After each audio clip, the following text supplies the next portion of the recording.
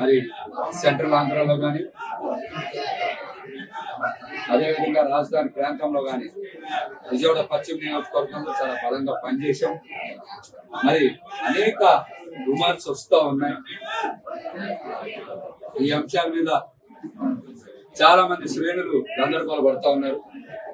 పార్టీతో సుదీర్ఘకాలం ప్రయాణం చేసినటువంటి వ్యక్తులు, మాతో పాటు పనిచేసినటువంటి నాయకత్వం కూడా మరి జనసేన పార్టీ గాజు గ్లాస్ సింబల్ పశ్చిమ నియోజకవర్గంలో ఉండాలి, పొత్తులో ఈ స్థానం కేటాయిస్తారు, మొదటి జాబితాలోనే పేరు వస్తుందని అనుకున్నాం.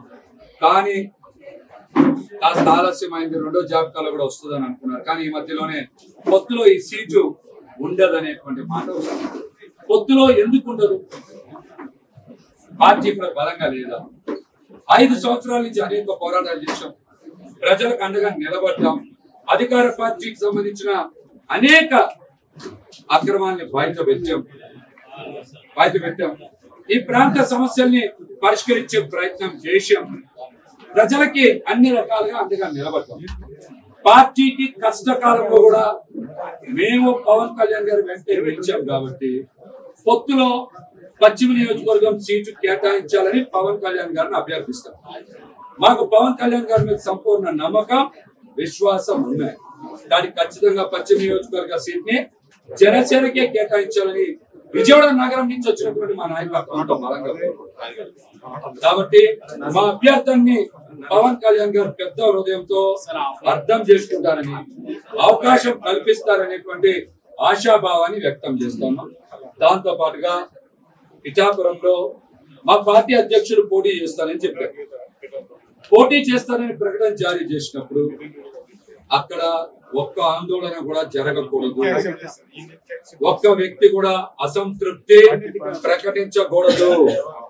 మేము ఎక్కడైనా సరే ఇతర పార్టీ నాయకుల అధ్యక్షులు గాని పెద్ద స్థాయి వ్యక్తుల పేర్లు ప్రకటించినప్పుడు ఎక్కడైనా జనసేన పార్టీ ఆందోళన చేసిందా? ఎక్కడైనా మేము తీవ్రంగా స్పందించాము. కానీ స్వయంగా మా పార్టీ అధ్యక్షులు పవన్ కళ్యాణ్ గారు పోటీ చేసే స్థానంలోనే నిరసనలు వ్యక్తం చేయడాన్ని ఒక జన సైనికుడిగా పవన్ కళ్యాణ్ గారిని అణువణువున ఆకలింపు చేసుకున్న వ్యక్తిగా నన్ను తీవ్రంగా కలిచేస్తాను. దీని మీద మేము స్పందించాలి. మా పార్టీ అధ్యక్షుడు పవన్ కళ్యాణ్ గారిని ఖచ్చితంగా ఈసారి కాపాడుకుంటాం. 2019లో జరిగిన పొరపాటుని జరగనివ్వం. జన సైనికులుగా ఈ బాధ్యతని ఖచ్చితంగా తీసుకుంటాం అనేటువంటి అంశం మీద కూడా మేమందరం కూడా చర్చ చేశాం. ఈసారి పవన్ కళ్యాణ్ గారికి ఎటువంటి ఇబ్బంది కలగకుండా భారీ మెజార్టీతో గెలిపించడానికి మా వ్యూహాలు మేమే వేస్తాం. మేము క్షేత్రస్థాయిలో పని చేయాలి అని ఖచ్చితంగా నిర్ణయించుకుంటా ఉన్నాం.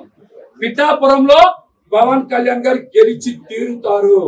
ఆయన ఏ విధంగా గెలిపించాలనేటువంటి అంశం మీద చర్చ చేశాం.